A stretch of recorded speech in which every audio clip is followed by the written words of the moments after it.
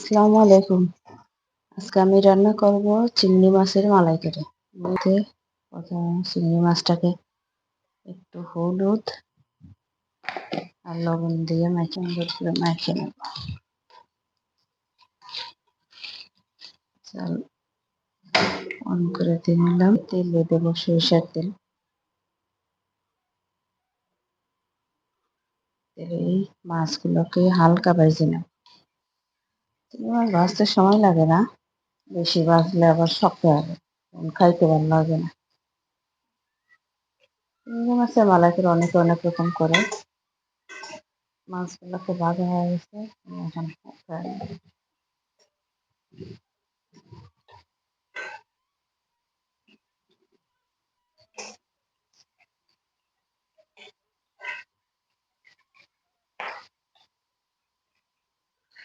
গরম মশলা দেব, এলাচ, দারুচিনি, লবঙ্গ।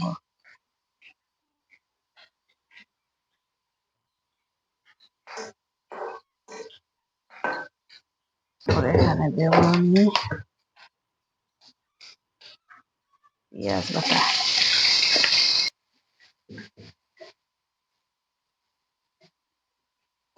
একটু নাড়িয়ে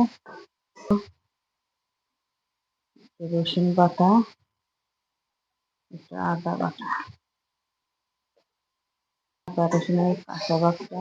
পর্যায়ক্রমে এখানে আমি সব মশলা অ্যাড করবো। প্রথমে এখান থেকে একটু নারকেলের দুধ দিয়ে দিলাম, হলুদের গুঁড়া 1 চামচ, ধনিয়া গুঁড়া 1 চামচ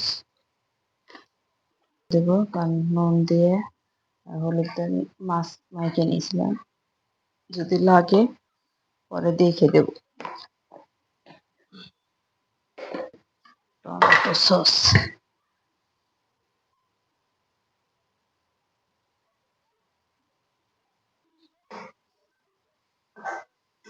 আর দিয়ে দেবো টক দইয়ের সাথে মিশানো একটু চিনি, টক দইয়ের সাথে মিশিয়ে রাখছিলাম টক দইটা।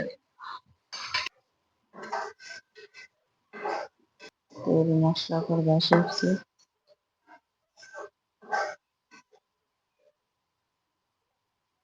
দিয়ে দেবো নারকেলের দুধ ছোট্ট করে।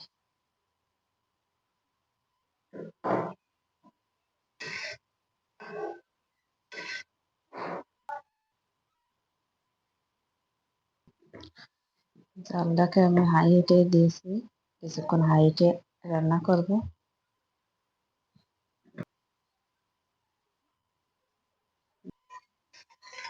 গরুর দুধ 1 কাপ, এখানে আমি কোনো পানি দেব না।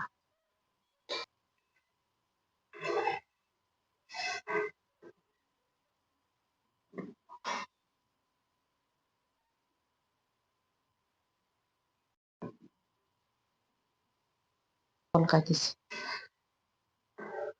দিয়ে দেবো ভেজে রাখা মাছ, চিংড়ি মাছ সাথে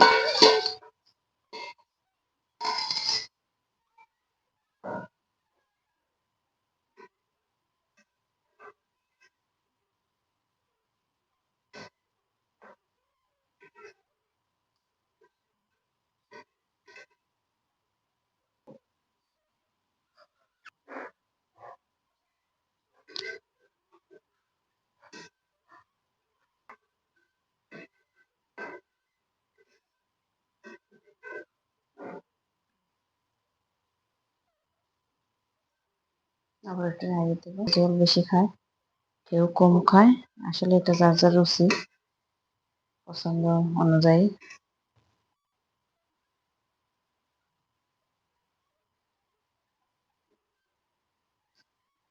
জলের করতে তেল বসানোর অপেক্ষা করবো, তখন আমি চুলার জালটাকে বন্ধ করে দেবো।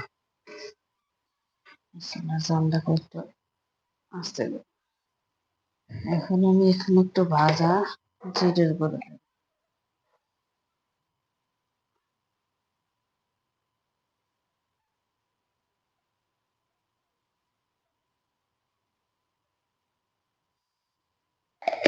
দিয়ে 5-7 মিনিট দমে রাখবো চুলার পরে, পরে নামাই। আমি 10 মিনিট দমে রাখছিলাম, তরকারিটাকে আমি নামাই দেবো। আর যে প্যানে চিংড়ি মাছের মালাইকারি, চিংড়ি মাছের মালাইকারিটা এখন হয়ে গেছে। 10 মিনিট দমে রাখছিলাম, এখন নামাই দিচ্ছি। কালারটা অনেক সুন্দর আসছে, ঢেলে দিচ্ছি।